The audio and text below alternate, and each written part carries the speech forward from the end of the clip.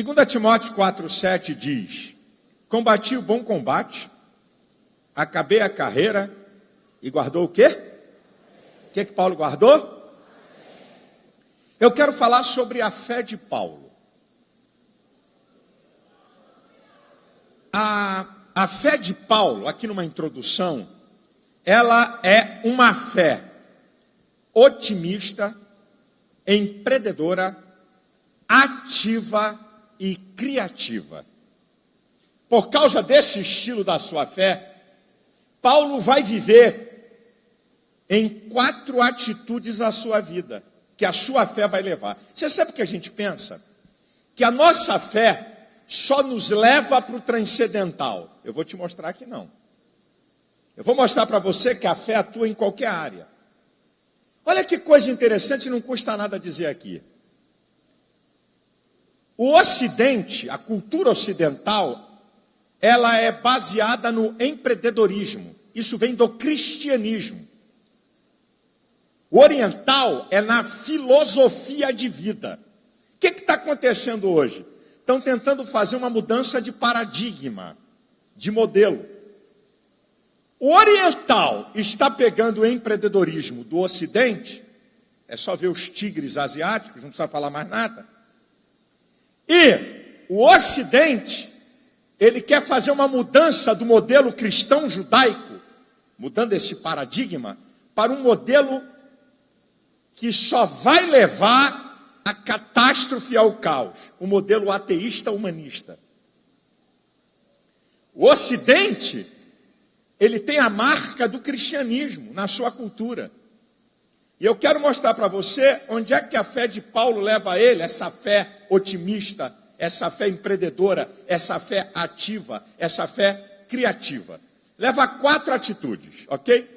Eu vou te mostrar, por isso que eu disse para você que eu vou mostrar na Bíblia a fé de Paulo. Eu vou citar a Bíblia para você saber. Não vou argumentar muita coisa, não. Então vamos lá.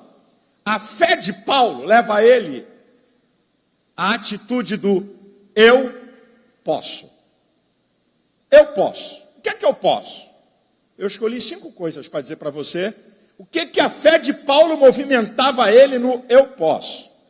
Primeiro, eu escolhi 5, não tem só 5, por favor. Eu escolhi 5. O que é que eu posso? Primeiro, eu posso viver uma vida aqui na terra e ser produtivo para eu sobreviver e ainda ajudar o necessitado. A fé de Paulo, a crença no eu posso. Eu posso. Eu posso ser produtivo para me manter e ainda ajudar o necessitado. Olha o que Paulo diz em Efésios 4, 28. Aquele que furtava, não furte mais. Antes, trabalhe com as mãos fazendo o que é bom e ainda possa ajudar o que tiver alguma necessidade. O texto é pequeno, mas ele é de um antagonismo fantástico. Paulo está dizendo que o cara, para viver, estava tomando o que não era dele. Então ele diz assim, esse não é o tipo de vida. A vida é você produzir para se sustentar e ainda ajudar aquele que precisa. Eu posso viver assim. Você pode? Segundo, a crença de Paulo no eu posso, ele diz um texto que a gente adora isolar esse texto, porque o contexto dele é o que eu vou começar a citar. Olha o que Paulo diz que eu posso. Filipenses 4, 12 e 13. Sei estar abatido e sei ter em abundância. Em todas as coisas e em toda maneira eu estou instruído, tanto a ter fartura como a ter fome, tanto a ter em abundância como a padecer necessidade. Posso todas as coisas naquele que me fortalece.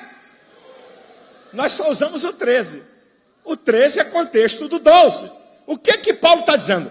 Eu posso viver na escassez ou na fartura, na fome ou na abundância, e nada vai mudar o meu caráter e o meu relacionamento com Deus.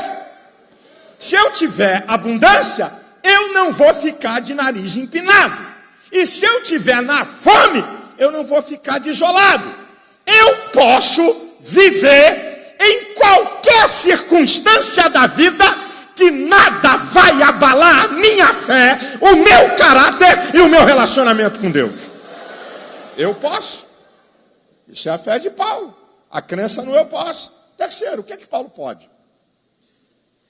Eu posso vencer a minha natureza humana chamada carne. Eu posso.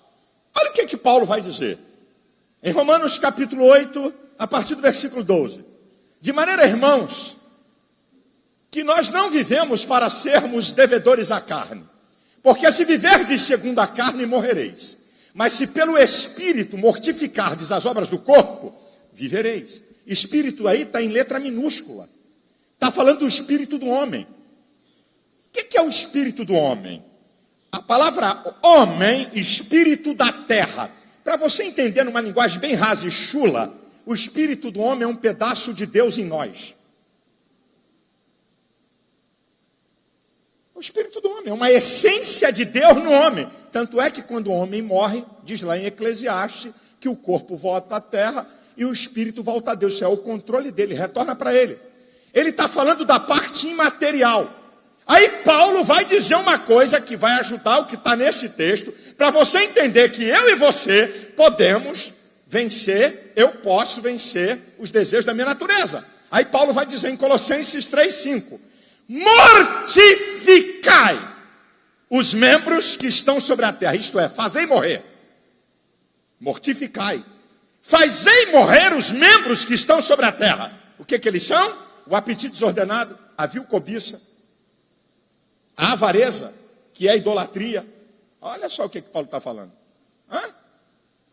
Paulo está dizendo que eu posso mortificar. E o contexto de Colossenses 3:5 começa no primeiro versículo, que está colaborando com o que eu citei de Romanos 8:12.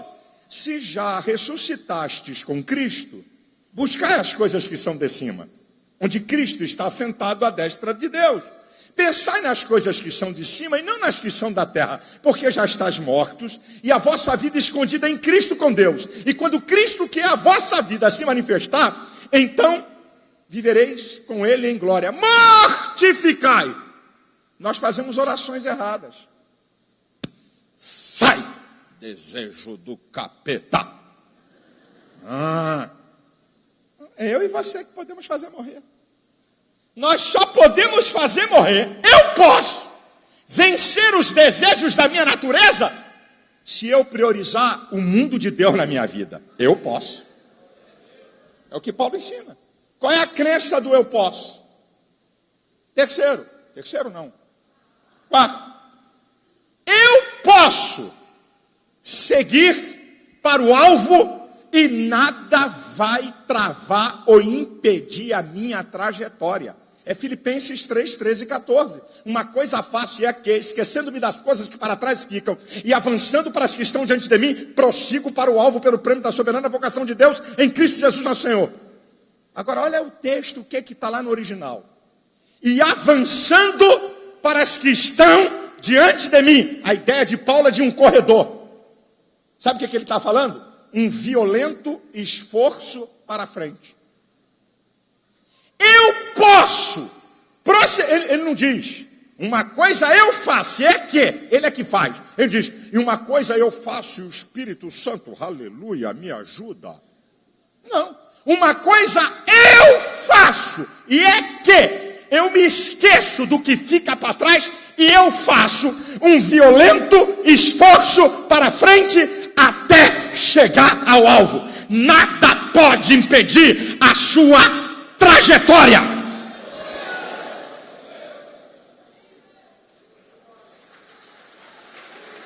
Em quinto, são 4 coisas que a fé de Paulo, 4 dimensões que a fé de Paulo leva ele a viver. O primeiro é a crença no eu posso. Em quinto, essa palavra é singular na Bíblia. Você não encontra na sociedade. O que Paulo diz em Romanos 8,37. Mas por todas estas coisas, somos, eu sou, você é, nós somos mais do que vencedores. Não é um título que você não encontra assim, time mais do que vencedor, campeão, lutador mais, esse título não encaixa. É uma linguagem exclusiva da Bíblia. Qual é a diferença de vencedor para mais do que vencedor? Aí você vai entender porque Paulo usa uma linguagem que não tem nada a ver com modos vivendo da sociedade sobre o que é vencedor. Então vamos lá, a diferença de vencedor para mais do que vencedor. Vencedor conquista coisas transitórias, mais do que vencedor eternas. Vencedor só vence quando ganha, mais que vencedor, até quando perde, é derrotado, vence. Vencedor ganha troféus e prêmios, mais do que vencedor, coroa de glória. Vencedor cruza a linha de chegada, mais que vencedor, cruza os céus. Vencedor recebe bens aqui na terra, mais que vencedor, a vida eterna. Vencedor é reconhecido pelos homens, mais que vencedor é reconhecido pelo Deus Todo-Poderoso. Você pode ser mais do que vencedor.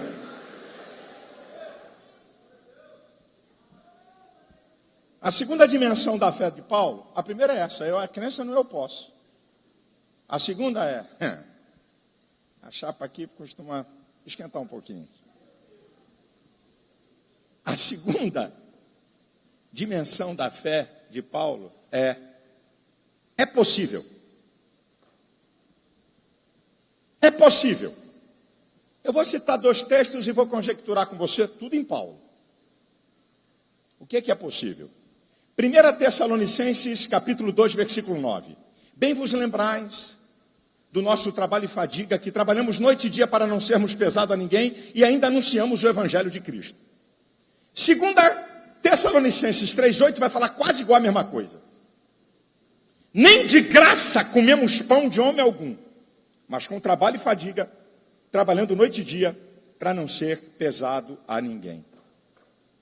Então vamos ver o que é possível. A fé de Paulo leva ele a dizer, é possível. O que é possível? Primeiro, trabalhar acima do normal para me manter. Ninguém deu glória a Deus, né? Ninguém deu glória a Deus. Olha que lindo. Rapaz, eu estava vendo, um dia desse no Jornal Nacional, eu estava vendo as centrais dos trabalhadores que estão exigindo uma carga horária menor. Não queremos perder salário, mas uma carga horária de trabalho menor. Irmão, vou dizer uma coisa aqui, eu vou chocar. Eu não conheço país nenhum do mundo que consiga vencer sem produtividade. Aqui, os caras querem diminuir a carga do horário e continuar ganhando a mesma coisa. Sabe como é que é na América? Muita gente aqui conhece, governador Valadares dos Estados Unidos. Como é que é na América? O menor salário é $6 a hora. Ganha 6, ganha 8, ganha 10, ganha 20, ganha 50, ganha 100, ganha 200, ganha 1000. Depende da tua função e da tua capacidade. Você quer sair de férias depois de um tempo. Você vai ao patrão e diz que quer tirar 15 dias de férias, ou 20 dias, sem problema nenhum. Não recebe durante os 20 dias. Que repouso remunerado. Isso é conversa de vagabundo. Que pagar, que repouso. Que país é esse? Onde é que nós vamos? Olha, repouso remunerado. Você não trabalha, mas recebe.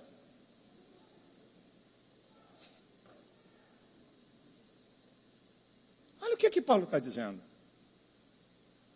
Trabalhei noite e dia. Quem disse que alguém morre por causa de trabalho?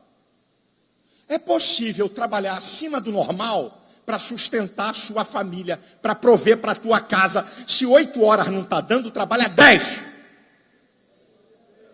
Não está dando, trabalha 12. Não está dando ainda? Está precisando de um bico? Vai ser revendedor da Central Gospel.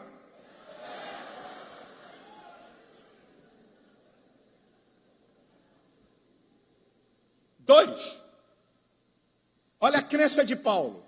É possível viver sem depender do favor de ninguém. é possível viver sem depender do favor de ninguém. O que é que ele está falando? Olha o que é que ele está dizendo. É Paulo que está dizendo. É Paulo que está dizendo, meu irmão. Não fui pesado a ninguém. É possível. 3. É possível deixar de ser sanguessuga. Gente que só vive pedindo, que só vive acharcando. O cara tem 30 anos, pai, dá um dinheiro aí, vai tomar vergonha, vai ser homem ou miserável. Vira gente. Então, irmão, não tem dinheiro para me emprestar. O tempo todo é pedindo, sanguessuga. Olha o que Paulo diz. Nem de graça eu comi pão de homem algum.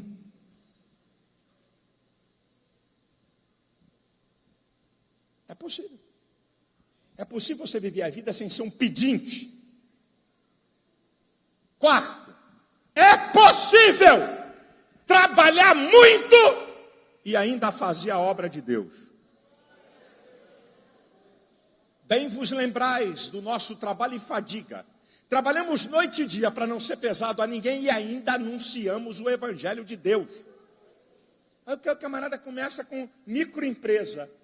Ele é o vendedor, é o entregador, o recebedor e que dá cafezinho. Microempresa. Não, tem muita coisa que fazer, não dá para ir na igreja, não dá para fazer isso. Eu estava nos Estados Unidos pregando na primeira igreja batista de Boston. Escuta essa, que eu vou contar para você. Aí eu estava falando com um pastor, veio um camarada de uns 36, 38 anos, falou com o pastor, saiu, o pastor disse, um brasileiro. O pastor disse assim, você viu esse camarada aí agora? Eu falei, sim. Ele é cientista na Universidade de Harvard. Ele tem pós-doutorado em medicina nuclear. Esse cara trabalha umas 10 horas por dia, trabalha com cabeça, chefiando equipe de cientistas e com granas monstruosas para desenvolver projeto. De segunda a sexta, esse cara, no mínimo, trabalha 10 horas por dia. Sabe o que ele faz sábado? Ele pega o carro dele e anda 170 quilômetros para ir, 170 quilômetros para voltar todo sábado, porque uma família se converteu aqui e mora num lugarejo que não tem igreja. Ninguém pediu, eu não pedi, ninguém falou com ele. Sábado, o cara anda 170 quilômetros para ir, 170 quilômetros para voltar, mas não é para pregar para a multidão no Labareda de Fogo de Boston, não. É para falar e tratar de uma família até ela fincar no Evangelho. Que conversa é essa que você trabalha muito, rapaz? Eu nunca vi Deus chamar vagabundo. Eu nunca vi Deus chamar à toa. É possível trabalhar muito e fazer a obra de Deus. E o 5º é possível, eu vou mudar o texto. Isso aqui é a fé de Paulo. Esse aqui é que a chapa vai ferver. É nesse aqui. Depois, daqui para frente é moleza, mas esse aqui o couro come. Tito 2,11 em diante. A graça de Deus se ha manifestado, trazendo salvação a todos os homens, ensinando-nos que, renunciando à impiedade e às concupiscências mundanas, vivamos neste presente século de maneira sensata, justa e piedosa. É possível viver nesse tempo de maneira sensata, justa e piedosa. É o que Paulo está dizendo. Então eu vou perguntar a você. É sensato você gastar mais do que você ganha? Eu vou perguntar porque eu acho que só 3 entenderam. É sensato você gastar mais do que ganha? Então por que você gasta? É sensato você queimar 40% do teu orçamento para pagar dívida de cartão de crédito? Então por que você faz isso?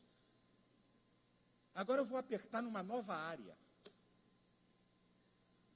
É sensato você dar um iPhone 4 para um moleque de 9, 10, 11 anos, que pode entrar em qualquer coisa da internet? Eu vou falar da minha igreja, não é da igreja dos outros, não. Uma menina de 9 anos da minha igreja, iPhone 4. Resumir a história. Ela foi violentada por um cara de 26 anos. uma garota de 9 anos. Rapaz, o que está acontecendo na igreja com os pais? Sabe o que está acontecendo? A ausência do pai, ele quer cobrir os filhos de um monte de coisa, pensando que isso substitui a sua presença. É sensato, agora segura aí, ninguém manda vir aqui.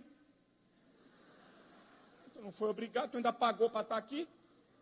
Eu pergunto a você, é sensato você fazer um Facebook para um menor de 18 anos? Porque o Face foi feito para maiores de 18. E você faz para o teu moleque de 15, 14, 16, e você já começa a ensinar o adolescente a ser mau caráter e mentiroso. Tá difícil dar glória a Deus, né, meu irmãozinho? Eu fico vendo na igreja um monte de moleque de 13, 14, 15, 16 anos. Mentira! Não pode! É a partir de 18. Então, para o teu filho de 14, 15, 16, 17 ter um, você teve que mentir e fazer um para ele. Isso é sensato? Nós estamos ensinando os nossos mentes. E sabe o que é a internet? Que é uma ferramenta sensacional. Virou instrumento de comparação e virou instrumento de expor a vida. Ó, irmã da igreja. Instagram. Como faz Cláudio? Mas que negócio é esse, cara? Estou indo para férias em tal lugar. A vida é exposta com tudo, todo mundo sabe de tudo da vida da pessoa. E começa a maldita comparação, porque o outro tem, eu também tem que ter. Está aqui meu carro novo, está aqui minha casa nova, está aqui a viagem nova.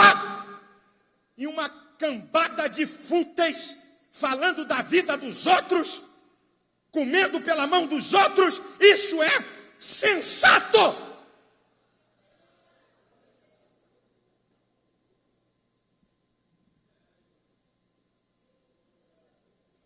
É possível viver uma vida sensata.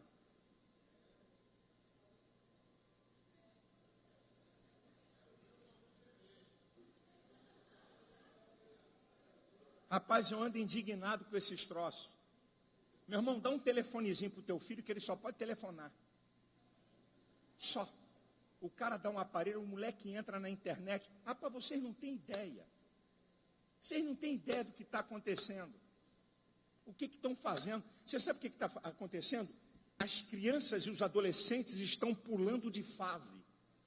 E quando você não obedece critérios do desenvolvimento, isso vai estourar em alguma coisa. Nós estamos criando uma geração de alienados e de gente com problemas mentais e psicológicos de alto grau.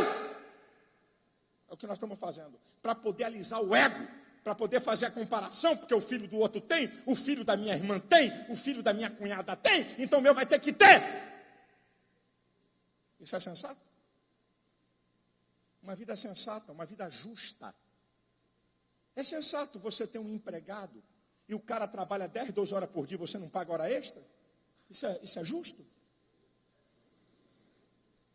É justo, porque meia dúzia de cara na empresa entrou contra o patrão e ganhou?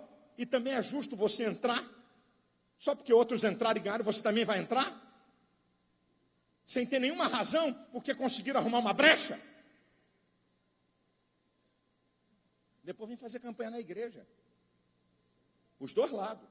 O empresário vem fazer campanha dizendo que o diabo quer tomar da dele. E o empregado vem fazer campanha porque Deus tem uma grande vitória para ele na justiça.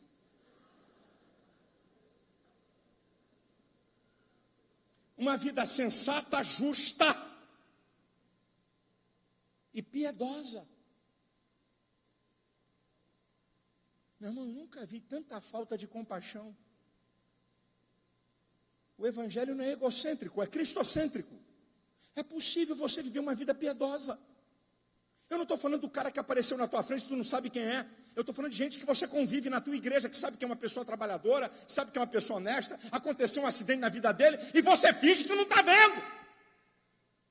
Fala com o pastor. Pastor, fala. Está no gabinete. Fala.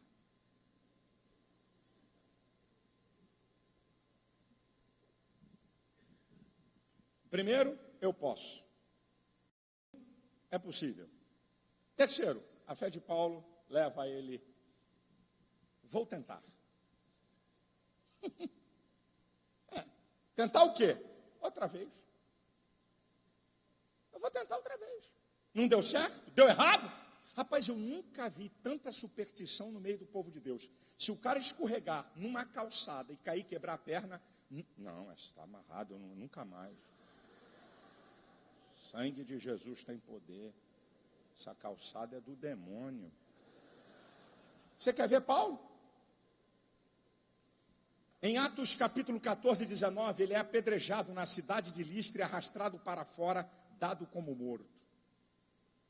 No versículo 20, ele entra de novo na cidade. Segunda vez. No capítulo 16, versículo 1, olha Paulo. E Paulo em Derbe e Listra. A terceira vez. Aí você lê o versículo 5 do capítulo 16. De sorte que as igrejas eram edificadas na fé e cresciam em números. Já tinha igreja. Imagina se Paulo não tentasse de novo, porque na primeira tomou pedrada e quase morreu. Imagina. Quantas pessoas desistem porque uma coisa deu errado na vida. Você é um sujeito proativo ou reativo? O proativo se antecipa a problemas trazendo solução. O proativo fica atento para ver alguma coisa antes que dê errado, para ele acertar. O reativo só reage depois do desastre. O reativo reage. O proativo age. Não deu certo? Tente outra vez. Deus está falando com pessoas aqui. Quer no ministério, quer na vida particular, quer no negócio. A fé de Paulo dizia, vou tentar. Não deu certo a primeira vez em Listra, entro de novo lá. Vou pregar o evangelho, eu vou tentar de novo. Eu não sou daqueles que desistem. Eu sou madeira de dar em doido, eu vou tentar. Deus está comigo até que Ele diga não.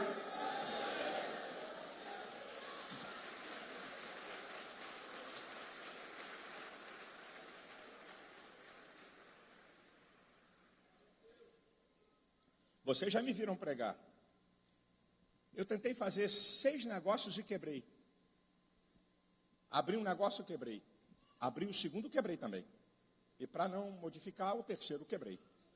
Tentei abrir o quarto, quebrei de novo. E tentei abrir o quinto, quebrei. O pessoal diz, ó, sai, não faz negócio não, que esse cara está amaldiçoado. Quebrei a 6ª vez. Sabe o que eu quebrei? Número 1, não foi o diabo. Rapaz, os crentes têm uma mania de fugir de responsabilidade. De vez em quando, acho que o diabo chega dizendo, Deus de Jeová, eu sei que eu sou mau, mas não tem nada com isso não. Tudo eu.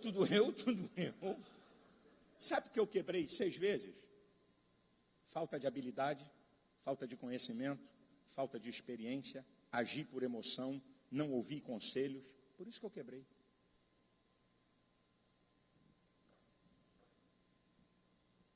Mas sabe o que aconteceu com essa quebradeira toda que eu tive?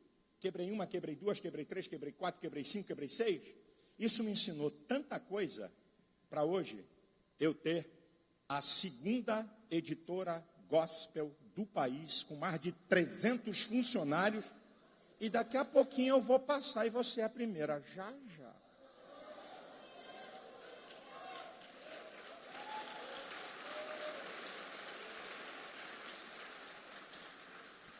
Ai, meu Deus, eu abri uma igreja, mas que fracasso, a igreja não cresceu. E a gente fica medindo chamada ministerial por grandeza.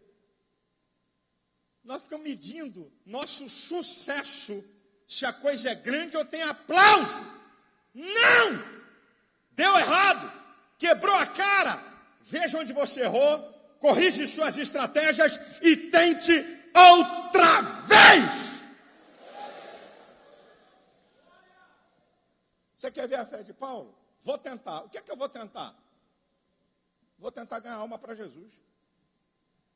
Interessante, Paulo. Em Atos 18, versículos 5 e 6, Paulo, impelido pela palavra, tentava convencer os judeus de que Jesus era o Cristo. E diz a Bíblia que eles resistiam e blasfemavam. Sabe o que Paulo fez? Sacudiu o pó e disse, o vosso sangue caia sobre a vossa cabeça, sai daqui limpo, vou para os gentios. Ei, ele tentou ganhar para Jesus, só que Paulo não salva. Tem que não, vai aceitar Cristo sim agora. Vai ter que aceitar. Dois diáconos aqui, pega ele e traz aqui na frente. Vai. Rapaz, que loucura é essa? Você tenta ganhar almas para Jesus, mas você não salva ninguém. E nem por causa disso você vai parar de pregar, porque você tentou e um cara não se converteu. Olha a fé de Paulo. Vou tentar ter paz com todo mundo. Romanos 12, 18. Se possível, quando estiverdes em vós, tende paz com todos. Sabe o que Paulo está dizendo?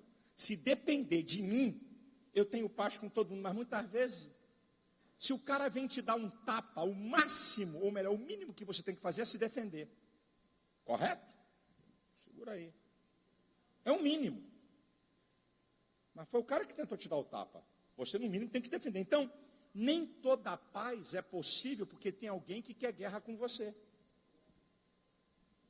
Por isso que Paulo está dizendo, se depender de mim, eu vou tentar ter paz com todo mundo. Você sabe o que eu disse? Escuta essa que é interessante. Eu estava na audiência pública do Congresso Nacional sobre a adoção de criança e a discussão de homossexuais adotarem criança. Do meu lado, na mesa, estava Tony Reis, presidente do BGLT, do ABGLT, Associação de Gays, Lésbicas, bababá. Eu virei para ele e disse, para o Tony Reis, estou falando aqui, está gravando na internet, pode perguntar a ele, a não ser que ele queira mentir. Aí não é problema meu. Eu disse para ele, Tony, sabe por causa dessa guerra toda, sabe por quê? Porque mesmo eu discordando daquilo que vocês pensam ter direito, você quer botar o dedo no meu direito, você me chamou para a guerra. Você acha que eu tenho tempo para ficar gastando aqui, para ficar discutindo ideologia sobre questões de homossexuais? É porque o PLC 122 quer botar o dedo no meu direito. Porque se vocês estivessem brigando só pelo interesse de vocês, você acha que eu ia me gastar do jeito que eu me gasto nessas guerras malucas por causa disso aí? Você é que está provocando a guerra. Porque vocês estão querendo uma lei que quer botar pastor na cadeia, que quer botar qualquer um que discorde filosoficamente, é o que está lá na lei, botar na cadeia.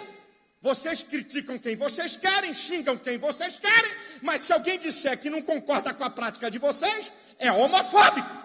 Nem Deus proíbe, eu vou proibir. E esse é um engano de muita gente. A igreja evangélica não está aqui fazendo caça-bruxa.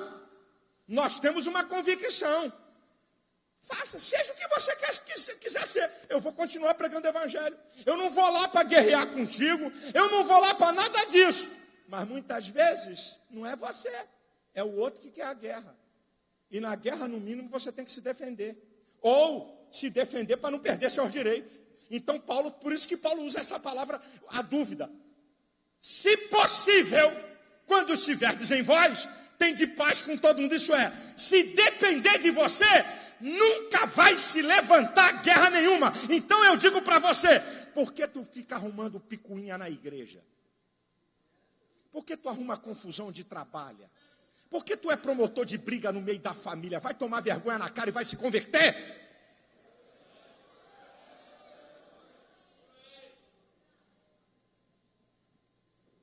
E em último lugar, eu posso, é possível, vou tentar. E em quarto lugar, a fé de Paulo. Deus pode. Escuta isso aqui, eu já vou encerrar. Deus pode o quê? O que a fé de Paulo fala sobre isso? Deus pode me dar o escape quando eu não suportar mais. Olha o que Paulo diz em 2 Coríntios 1:8. Nós, quando chegamos à Ásia, de sobremaneira fomos agravados. Fomos agravados que até da vida desesperamos. Mas Deus que livra da morte nos livrará. É o vento. Olha o que Paulo está dizendo. Quando eu estava no limite de suportar o desespero, Deus me deu um escape. eu quero dizer para você que você tem um limite como eu. Fique tranquilo, Deus pode te dar o escape dessa luta, dessa adversidade, quando você não suportar mais.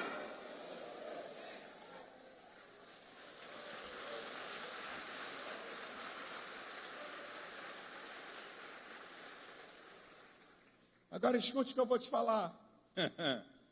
Olha a fé de Paulo. Eu vou parar aqui porque pode estar alguém precisando sair, porque tem muita pressa ou vai trabalhar. Eu vou deixar sair primeiro, porque eu tenho muita dificuldade de estar pregando com gente se movimentando. Então quem precisa ir embora, ou quem acha que a mensagem não tem nenhum valor, aproveite e sai agora para poder eu terminar.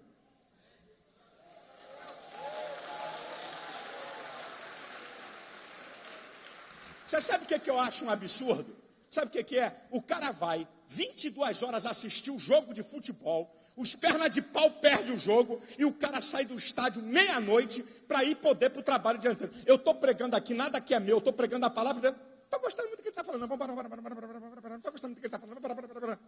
Vai pegar trem? Vai andar 2 horas para chegar em casa? Ah, se você não sabe o que é culto a Deus, eu tenho pena de você, vai aprender aqui no congresso. Deixa eu voltar. O que é que Deus pode? Primeiro, Deus pode te dar um escape quando você não suportar mais. 2, o que é que Deus pode? Deus pode dar uma direção certa para a tua vida. Você lembra de Paulo em Atos 16:6? E quando chegamos à província da Frígia e da Galácia, fomos impedidos pelo Espírito de pregar. E chegamos a Mísia e tentávamos ir para Bitínia, e o Espírito proibiu. Chegamos a Troades, e ele teve uma visão, passa a Macedônia e ajuda. Ele mudou, ele estava na Ásia, teve que ir para a Europa. Agora, sabe o que é a coisa sensacional disso? É que Paulo, Deus vê quando uma pessoa está agindo, buscando uma coisa certa. A coisa certa era pregar. Ele estava fazendo a coisa certa, gente. Só que não estava na hora e o lugar não era aquele. Você pode estar tentando fazer uma coisa certa. Deus está vendo o que você está tentando. Deus olha para você e diz, ei, não é isso aí não, vem para cá. Agora, Senhor, para onde eu vou? Diz aí, vai. Me dá a direção. Olha o que Deus diz para Abraão. Sai! Os crentes de hoje, por não, Senhor, eu saio. Para onde? Diga-me. Escolhe você e sai. Depois eu digo para onde você vai. Rapaz, Deus quer ver você agindo. E quando você está agindo, Deus pode. Se você estiver no caminho errado, Deus está vendo a tua intenção, Deus está vendo o teu trabalho, Deus está vendo o teu esforço. Deus diz assim, ei, você está no caminho errado, vem para cá. A direção é essa aqui, aqui está o lugar da vitória, aqui está a direção que vai te levar ao alvo. Deus pode te dar a direção certa. 3, eu tenho 5 e vou terminar. 3, o que Deus pode? Deus pode nos dar a vitória onde nós nem ninguém pode nos dar. A gente gosta de usar esse texto fora do contexto. 1 Coríntios 15:57. Mas graças a Deus que nos dá a vitória por nosso Senhor Jesus Cristo. Sabe que vitória ele está falando? Começa no versículo 51. É a vitória sobre a morte. É a vitória, olha que coisa violenta, sobre o pecado e a vitória sobre o inferno. Só Deus pode dar a vitória sobre a morte, o pecado e o inferno. Ele pode. O que é que Deus pode? Romanos 8, é Paulo, eu só estou falando de Paulo aqui. O que é que Deus pode? Olha o que é que Paulo diz em Romanos 8:31. Se Deus é por nós, quem será contra nós? Deus pode ser por você. E anota aí, você com Deus é maioria em qualquer lugar. Não tenha medo de nada. Se Deus é por você, sai da frente e sai de baixo. A vitória é certa, meu filho. Deus pode ser por você. Não tenha medo. E em último lugar, o que Deus pode? Tudo. O que Deus pode? Diga aí para o lado. O que Deus pode? Tudo. Olha Paulo. Isso aqui é Paulo, meu irmão. 1 Timóteo 6,16. Aquele que só ele possui a imortalidade e habita na luz inacessível, o qual nenhum homem viu, jamais viu. A ele a honra e o poder para sempre. Olha o que Paulo diz sobre esse Deus que pode tudo, em Colossenses 1, a partir do versículo 15. Porque nele foram criadas todas as coisas que há nos céus e na terra, visíveis ou invisíveis, sejam tronos, potestades, principados e dominações. Ele é antes de todas as coisas e todas as coisas subsistem por ele. Ele pode tudo. Agora, um dos textos mais lindos da Bíblia que eu gosto é o hino de adoração de Paulo em Romanos 11:33. É um dos textos mais lindos da Bíblia. Ó profundidade das riquezas, tanto da ciência como da sabedoria de Deus. Quão insondáveis são os teus juízos e quão impenetráveis são os teus caminhos. Quem compreendeu o intento do Senhor? Ou quem foi o seu conselheiro? Quem lhe deu primeiro para que depois lhe seja recompensado? Porque tudo é dele, por ele, para ele. Glória, pois, a ele eternamente. Amém! Aleluia!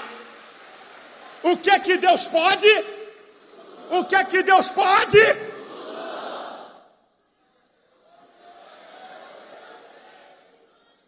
Eu termino citando 2 textos fora de Paulo. São os únicos textos que não tem nada a ver com Paulo. Só para mostrar para você que Deus pode tudo. E esse texto que eu vou citar é muito bonito. Escute o texto. Só para você ter uma ideia que Deus pode tudo. O Salmo 113 é a partir do versículo 5. Quem é como o Senhor, que habita nas alturas e se encurva para ver o que há nos céus e na terra?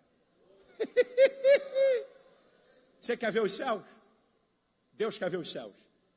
Você vendo os céus, Deus vendo os céus. Nós vendo os céus, Deus vendo os céus. O que é isso, meu irmão? O que é isso? Aquele que habita nas alturas e se encurva para ver o que há nos céus e na terra.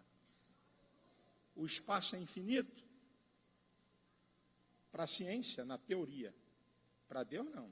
Ele sabe do princípio e do final, porque ele está acima. Agora o texto vai continuar. Aquele que do pó levanta o pequeno e do monturo ergue o necessitado, e faz habitar entre os príncipes do Senhor, que faz com que a mulher estéril habite em família e seja alegre mãe de filhos. Deus pode tudo.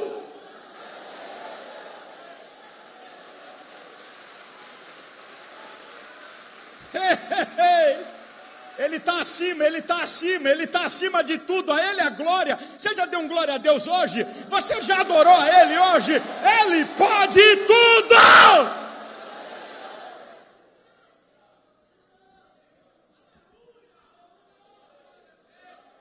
Oh, aleluia. Último texto que eu vou citar, de pé, porque eu vou citar para encerrar, vou chamar a Flamarion. Não sai não, já vou terminar.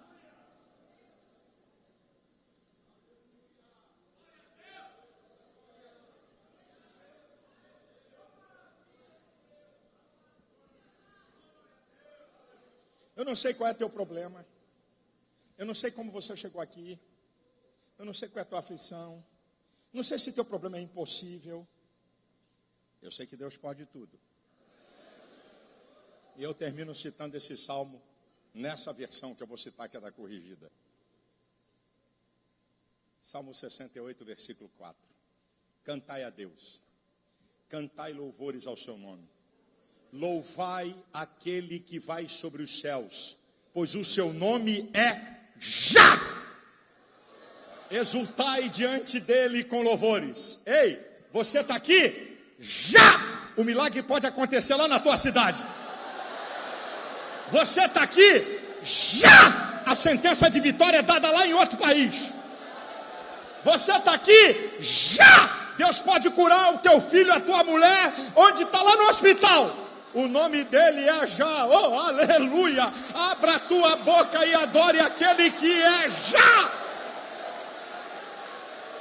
Ele é Já. Louvai aquele cujo nome é. Como é que é o nome de Deus?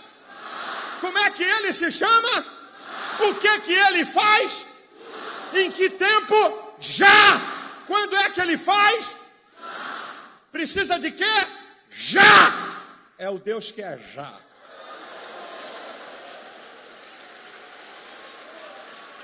Aleluia!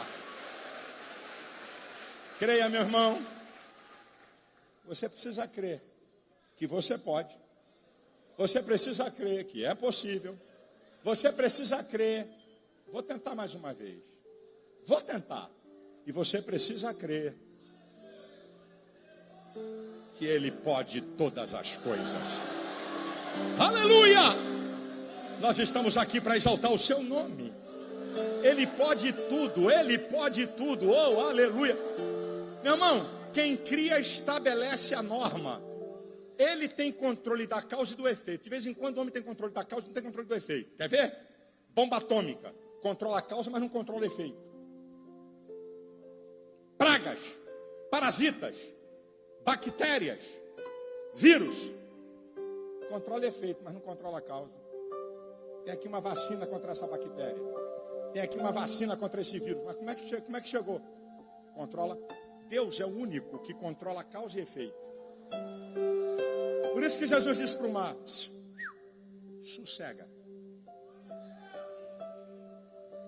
Vento para também, porque se continuar, vai continuar a balançar. Controlar as duas coisas ao mesmo tempo. Causa e efeito.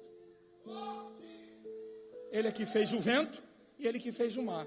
Então ele controla a causa e ele controla o efeito. Só Deus, que o nome é Já e que é todo poderoso, controla a causa e efeito. Então ele pode resolver qualquer coisa, qualquer problema, qualquer enfermidade, qualquer coisa, pois o seu nome é Já. E Ele é o Deus Todo-Poderoso. A Ele a glória, a Ele a honra, a Ele o louvor para sempre. Amém.